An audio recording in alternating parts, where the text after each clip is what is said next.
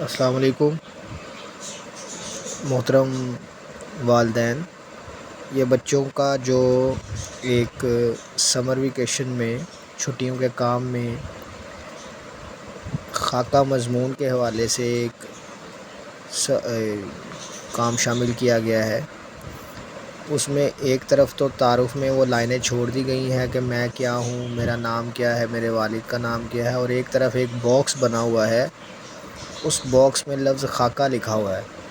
تو مضمون کے لیے جو خاکہ بنایا جائے گا تعارف میں، وہ کچھ اس انداز کا ہوگا۔